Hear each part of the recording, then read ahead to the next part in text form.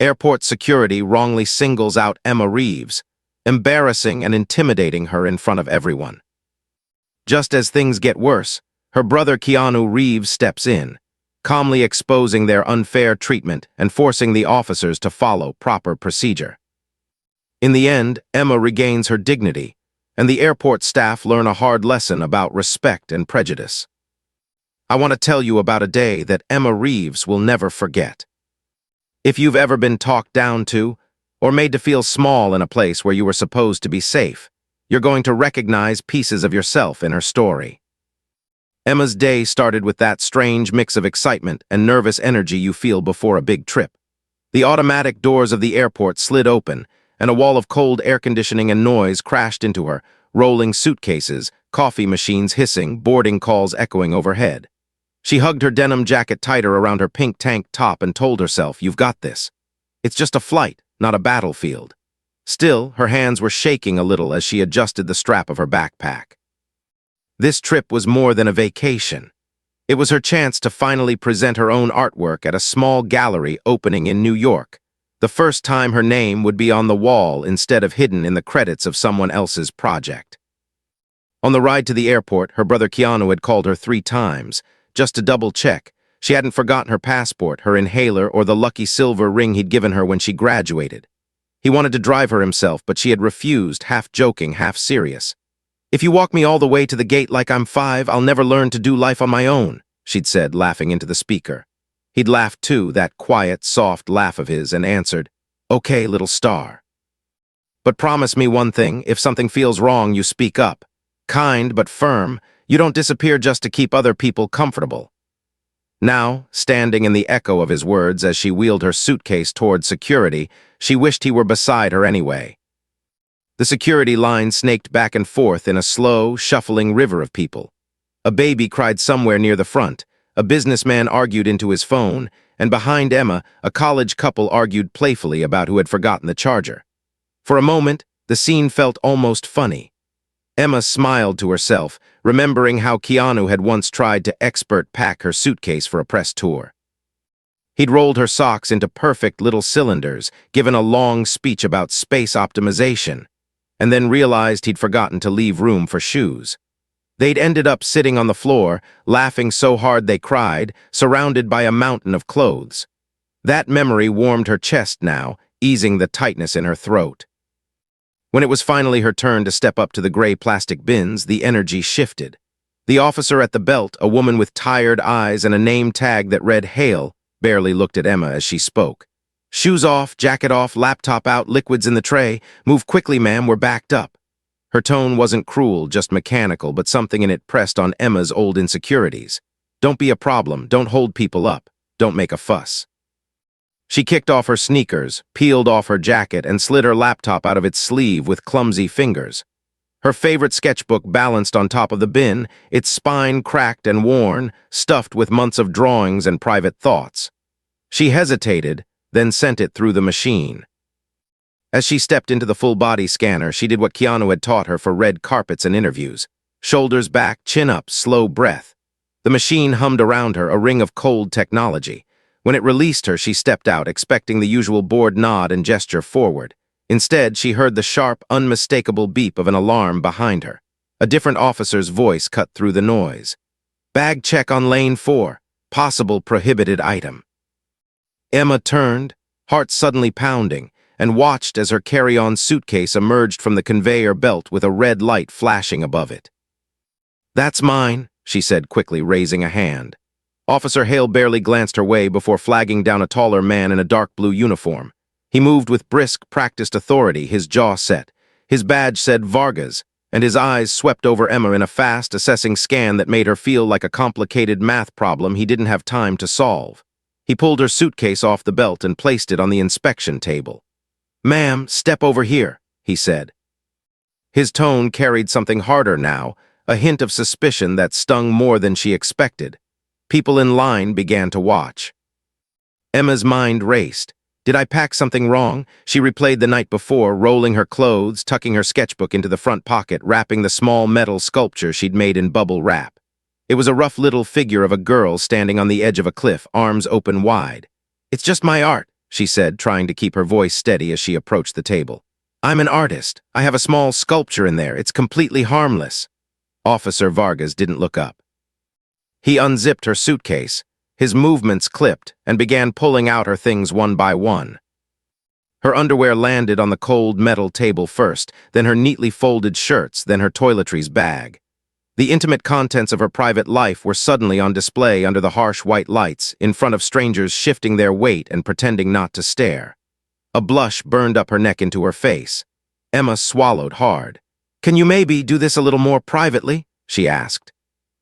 She hated how small her voice sounded, but she forced herself to speak anyway, remembering Keanu's words. I don't mind you checking, this is really embarrassing." Vargas finally lifted his eyes to her. There was no kindness in them, just frustration, maybe from a long day, maybe from something else she couldn't name. "Ma'am, this is standard procedure," he said, voice rising just enough for the people nearby to hear. "If you didn't want your items inspected, you should have packed differently. Now stand back and let me do my job." A few heads turned. Someone behind Emma shifted impatiently. The businessman from earlier exhaled loudly, as if her existence personally inconvenienced him. The heat in Emma's cheeks turned to a hollow ache in her chest. He dug deeper into the suitcase and pulled out the little sculpture, still wrapped in tape and bubble wrap. It looked harmless, almost silly, like a crumpled piece of junk in his gloved hands. "What is this supposed to be?" he asked, voice dripping with skepticism. "You said you're an artist. Got any proof of that?" The question wasn't about security anymore. It was about whether or not he believed she was who she said she was. Emma's fingers tightened around the handle of the table. She thought about the countless nights she'd spent alone at her tiny kitchen table, carving and shaping that piece by hand, bleeding on the metal when she slipped.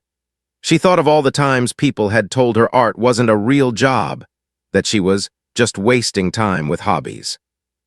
"My portfolio's on that laptop," she said quietly. "And in the sketchbook, the one you sent through the—" She pointed, but her sketchbook was nowhere in sight now, already swallowed by the chaos of trays and bags coming down the belt. Panic pricked at the back of her eyes. What if it got lost? What if they damaged it? All those pages, all that work. She forced herself to breathe. "Stay calm, Em. Don't cry here. Don't give them another reason to think you're weak." But staying calm got harder with every second. Vargas turned the sculpture over like it was a piece of contraband. "We've had people try to hide things in objects like this," he said loudly. "Drugs, blades, you expect me to just take your word for it?" Hale stood nearby, arms crossed, watching with a kind of distant approval that made Emma's stomach twist. The businessman shifted again and muttered under his breath, "Some of us have places to be." The words sliced through the thin shell of Emma's composure. For a heartbeat, something fierce rose up in her. She straightened, shoulders squaring instinctively. "I understand you have a job to do," she said, a little louder this time. Her voice wobbled, but she kept going. "But you don't have to talk to me like I'm a criminal. I'm cooperating. I just want to be treated with some basic respect." A few people around her went still, listening. The baby had stopped crying. The air felt heavier, like the moment right before a storm breaks. Vargas's expression hardened. You could see the line he was drawing in his head. "Here's another passenger telling me how to do my job." His jaw clenched. Without breaking eye contact, he reached for the radio clipped to his shoulder. "Supervisor to lane 4, he said clearly. "Passenger is refusing to comply and may require secondary screening." The words hit Emma like a slap. Refusing to comply? She'd done everything they'd asked. She'd taken off her shoes, opened her life, swallowed her pride. And somehow, she was still the problem. Her heart hammered against her ribs. Around her, the line shifted as people were redirected to other lanes. The busy sound of the airport faded into a dull roar in her ears. Her mind sprinted ahead, missing her flight, losing her chance at the gallery, calling Keanu in tears to tell him she'd failed at the simplest thing, getting on a plane. Shame wrapped itself around her like a heavy, invisible coat. For a second, she actually thought about apologizing to Vargas, even though she'd done nothing wrong, just to make the situation go away. Then from somewhere behind the crowd, another voice cut through the tension. It wasn't loud, but it was certain, carrying over the clatter of trays and the murmur of annoyed passengers. "Emma," it called, rich and familiar, tinged with concern. "Emma, what's going on?" Her breath caught in her throat. She would have known that voice anywhere. She twisted instinctively toward the sound, eyes scanning the crowd, but Vargas stepped slightly in front of her, blocking her view as his hand tightened around the radio. The supervisor was already on the way. The sculpture was still in pieces on the table. Her life was spilling open under harsh white lights. And just as everything felt like it was about to collapse, the person she most needed in the world was somewhere in that crowd, pushing forward, calling her name again. When the quiet brother raises his voice, Keanu had promised he wouldn't come, had promised to let her handle this one on her own. But there he was, weaving through the stalled security line with that same determined walk she'd watched her whole life, on red carpets, on film sets, in hospital corridors when their mother was sick. His hair was pulled back in a loose tie, black jacket over a plain T-shirt, nothing flashy, but every movement said one thing: I'm not leaving her alone in this. Emma, he reached her side and placed a gentle hand on her shoulder, first checking her face, then the chaos on the table. The open suitcase, her clothes spread out like evidence, the half-unwrapped sculpture, the way her hands trembled, his eyes darkened. Talk to me, what happened? She swallowed, embarrassment colliding with relief in her chest. They said my bag flagged the machine. He thinks my sculpture could be hiding something. I asked him to be a little more respectful, and now I'm refusing to comply. The last phrase tasted bitter on her tongue. She hated how small it made her sound. Keanu turned to Officer Vargas, not with celebrity arrogance, but with the grounded patience of someone who had spent years learning to stay calm under bright, unkind lights. "Officer," he said, voice low but clear, "I know this is a hard job. I appreciate you keeping people safe, but my sister is cooperating. She's standing here with her life spread out on the table. Can we dial the temperature down a little?" His tone was polite, almost gentle, yet there was steel underneath it. Vargas bristled. "Sir, this is between TSA and the passenger. You shouldn't even be inside this zone unless you're flying." "I am flying," Keanu replied, sliding his boarding pass from his pocket. "Same flight. I was just a little late getting through check-in." He didn't add that he'd lied to Emma about staying home so she wouldn't worry about him being recognized. He didn't mention how, the moment she hung up earlier, something in his gut had told him to go anyway. The supervisor arrived, a woman in her 50s with sharp eyes and a weary posture that suggested she'd seen more than her share of airport drama. Her badge read Chief Dawson. She took in the scene with a sweeping glance.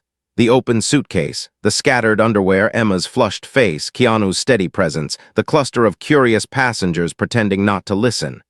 "What's the issue?" she asked. "Possible prohibited item," Vargas said quickly.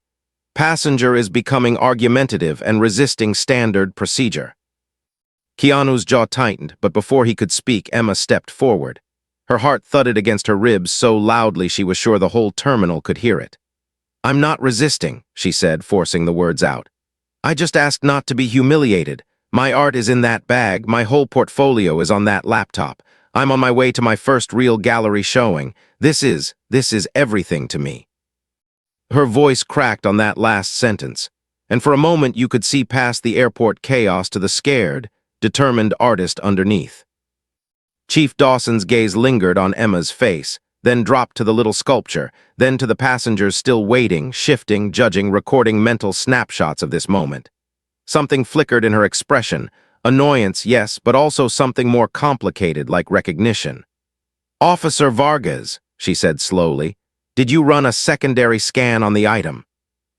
"I was about to," he replied, defensive. "I called you because she asked for respect," Keanu cut in, still calm but firmer now. "That's not a threat, that's a request."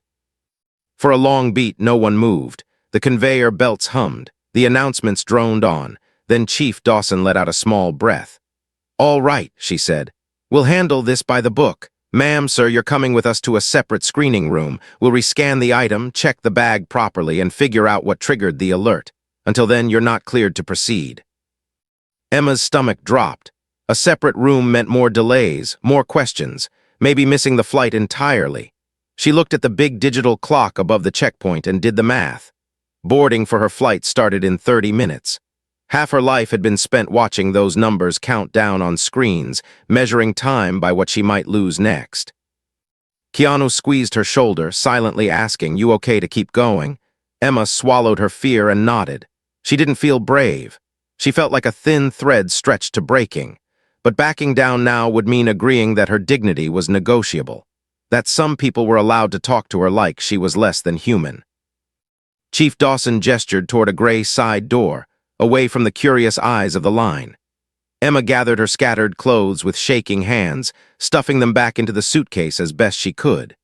Keanu picked up the little sculpture with surprising tenderness, as if it were something fragile and sacred instead of a possible threat. Together, they followed Dawson toward the door, the world of the airport narrowing to that small rectangle of metal and whatever waited behind it. Just as the door swung open and the noise of the terminal faded into a muffled blur, Emma glanced back at the security lane. Her sketchbook still wasn't on the belt. It was nowhere in sight. A cold, hollow fear punched through her. More than the delay, more than the humiliation, more than missing the flight, one thought rang loudly in her mind. What if the one thing that holds my dreams is already lost? The room without windows. The secondary screening room felt like the opposite of everything Emma loved. There were no windows, no colors, no life, just gray walls, a metal table, 2 chairs, and the soft buzz of fluorescent lights overhead. It reminded her of the art classrooms she'd hated as a kid, where everything had to be done the right way according to someone else's rules. No improvisation, no wild lines, no risk. Chief Dawson closed the door behind them and nodded toward the chairs. "Have a seat," she said. Her voice was flatter here, more controlled, like she'd slipped into a different version of herself. "Officer Vargas, rerun the bag and the object through the handheld scanner. We'll resolve this as quickly as possible." Keanu set the sculpture gently on the table while Emma lowered herself into the chair, her knees suddenly weak. He didn't sit. He stood beside her, one hand resting on the back of her chair, the other hanging loose but ready. You could tell he was fighting his own instincts, to argue, to shield her, to demand an apology. But he held back, giving Emma space to lead if she wanted. Vargas powered up the handheld detector, the little device whining to life. He passed it over the suitcase, nothing over the sculpture, a soft, rapid beep. Emma's heart stuttered. "See," Vargas said, as if he'd just proven a point. "Something in there is setting it off." "Or the machine is oversensitive," Keanu replied. "Or there's a metal density issue. That doesn't automatically turn my sister into a suspect." He caught Dawson's eye.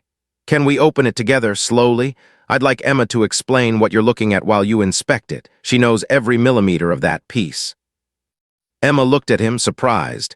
He was giving the focus back to her, not speaking for her, not turning it into a show of power, just inviting her in. She realized he'd been doing that her whole life, stepping forward when she needed protection, stepping back when she needed to find her own voice. Dawson hesitated, then nodded. "Fine, carefully." Vargas sliced through the remaining tape with a box cutter, peeling back the bubble wrap. The sculpture emerged fully. A small metal girl standing on the lip of a jagged cliff, arms thrown wide, hair frozen mid-whip, as if the wind itself had been carved into the air around her. The base was weighted, rough but solid, a deliberate contrast to the girl's slender, precarious posture. "It's about fear," Emma heard herself say, her voice steadier than she felt. "About the moment right before you decide whether to jump into something new or back away. The cliff is everything that could go wrong. The girl is me, I guess." She almost laughed, but it came out as a shaky breath. "Sometimes it's every woman I know." Keanu listened as if he were hearing the explanation for the first time, even though he'd watched her sculpt late into the night, bringing her tea, reminding her to eat. In this room, he treated her like the expert. Vargas passed the scanner over the base again. The fast beeping returned. "What's inside this part?" he demanded. "Lead weights," Emma answered. "For stability, I sealed them in with resin. There's no compartment, no opening. You can X-ray it if you want." Chief Dawson stepped closer, taking the piece carefully from Vargas. She turned it over, examining the weld lines, the seams. Her eyes weren't unkind, just tired and focused. "You made this yourself?" she asked. "Yes, in my garage. I have all the receipts for the materials in my email if you—" Dawson raised a hand. "I believe you made it." The simple sentence loosened something tight in Emma's chest. Being believed felt like warm water after a long, cold walk. But the relief was short-lived. "We still have a flagged density reading," Dawson continued. "Protocol requires a full manual search of every item in your carry-on. That includes electronic devices, notebooks, any sealed containers." Emma's stomach twisted. "My sketchbook," she whispered. "I didn't see it on the conveyor belt. Is it here?" Vargas frowned. "It should have come through with the other items." "It didn't," Keanu said quietly. "I watched the belt. We need to find it. There's more of her art in there than in this sculpture. Years of work." Dawson looked from one sibling to the other, weighing something invisible. "I'll have someone check the belt and the overflow bins," she said. "In the meantime, we keep moving." She nodded to Vargas. "Empty the rest of the bag, every compartment." As Vargas obeyed, pulling out Emma's neatly organized things, chargers coiled into small circles, a carefully packed change of clothes, a small emergency snack pack Keanu had slipped in. Emma felt an old, familiar shame creeping up. Not just from being searched, but from being seen so entirely. Her habits, her fears, her attempts to be prepared for every possible disaster. It was like someone had cracked open her skull and poured her private thoughts onto the table. Keanu leaned down, his voice low enough that only she could hear. "Remember when Dad's old car broke down in the desert?" he whispered. "You were 10. You unpacked your backpack and somehow produced snacks, a flashlight, a mini first aid kit, and 3 comic books. You were the only reason we didn't completely freak out." A tiny smile tugged at the corner of his mouth. "You've always been prepared, Em. It's one of your superpowers, not something to be ashamed of." The memory bloomed in her mind like a small, stubborn flower pushing through concrete. She'd forgotten that day, the broken car, the endless highway, the way she'd kept her little brother calm with stories and drawings on the dusty hood. Remembering it now made her see this moment differently. Yes, her life was on the table, but maybe that didn't have to mean weakness. Maybe it meant proof of who she was, of what she'd survived, of how far she'd come. Still, the clock was ticking. Dawson glanced at her watch. "Boarding for your flight starts in 20 minutes, she said. "If we haven't cleared you by then, you'll likely miss it." The words hit Emma like a physical blow. Months of preparation. Money she didn't really have spent on tickets and framing. Friends and strangers invited to see her work. The gallery owner's cautious promise. "If this goes well, we'll talk about a solo show next year." All of it hung now on a metal table in a windowless room and a scanner that wouldn't stop beeping. She looked up at Keanu. For the first time since he'd arrived, his calm cracked just a little. There was a hint of desperation in his eyes, quickly buried. He squeezed her shoulder again, but this time it felt like more than comfort. It felt like a question. "How much are you willing to fight for this, little star?" Before she could answer, the door opened and another officer stepped in, holding something familiar and painfully fragile in their hands. A worn, brown sketchbook with a cracked spine. "Found this," the officer said. "Someone put it in the overflow bin by mistake. It almost went to lost and found." Emma's breath caught. Her whole body leaned toward the sketchbook, but the officer stopped a few feet from the table, waiting for Dawson's cue. For a moment, the room held its breath. The sketchbook, years of drawings, ideas, secrets, was right there, inches from her reach, yet still on the other side of suspicion and protocol. Dawson's gaze lingered on it, then on Emma, then on the slowly ticking hands of her watch. "The book gets searched too," Dawson said finally, her voice softer now but no less firm. "Page by page." Emma's fingers curled into fists in her lap. Letting them flip through, it meant letting strangers walk through her private universe. Refusing meant giving them one more excuse to label her difficult and non-compliant. She looked at her brother, then at the art that had pulled all of this into motion, then at the door that stood between her and her flight. And slowly, painfully, she realized the impossible choice in front of her: protect her privacy or risk everything she'd worked for. The pages that wouldn't stay silent. For a long, heavy moment, Emma didn't move. The sketchbook hovered in the officer's hands like a living thing, fragile and stubborn. Every instinct in her screamed to snatch it back and clutch it to her chest, to protect it the way she hadn't always been able to protect herself. But another voice, quieter, harder to hear, whispered something else. "If you hide now, you're letting shame speak louder than your art." Keanu knelt beside her chair, lowering himself so they were eye to eye. "You don't owe anyone your private world," he murmured. "If you say no, we'll walk out, get a lawyer, fight this another way. I'll buy you another ticket. We'll call the gallery, explain what happened. None of this is worth breaking you." His words wrapped around her like a soft blanket, offering an easy way out. But behind the comfort, there was something else, absolute faith in her ability to choose. He wasn't pushing or deciding for her. He was reminding her, "You're not a victim here unless you decide to be." Emma looked at the sketchbook again and saw not just drawings but a map of the last few years. The nights she'd stayed up until dawn sketching instead of crying, the pages where she'd tried to capture the shape of panic so it wouldn't live only in her chest, the first rough sketch of the girl on the cliff. They were proof that she'd turned pain into something else, into lines, into meaning, into possibility. She straightened slowly, the metal chair squeaking beneath her. "I'll let you look," she said to Chief Dawson, her voice quiet but clear. "But I'm going to be here for every page you turn, and I want it understood that you're not just flipping through paper, you're handling years of work, so you'll be careful." There was no tremor now, no apology hiding between the words, just a boundary drawn cleanly. Dawson studied her, then gave a short nod to the officer with the sketchbook. "At the table," she said, gently. The officer laid the book down as if it were something breakable. Emma moved to stand beside them, fingers hovering just above the cover. Keanu remained at her other side, a quiet wall of support. Vargas watched from across the table, arms crossed, the scanner resting at his hip like a holstered argument. The first page opened. A charcoal drawing of their mother's hands, veined and strong, filled the paper. Emma had drawn it the day before a major surgery, capturing the tension in the tendons, the way the knuckles curled slightly inward as if holding on to something invisible. The officer blinked, surprised by the intensity of it. So did Dawson. "You drew this?" she asked. "Yes," Emma replied. "She used to work in a factory. Those hands paid for my first art classes." They turned another page.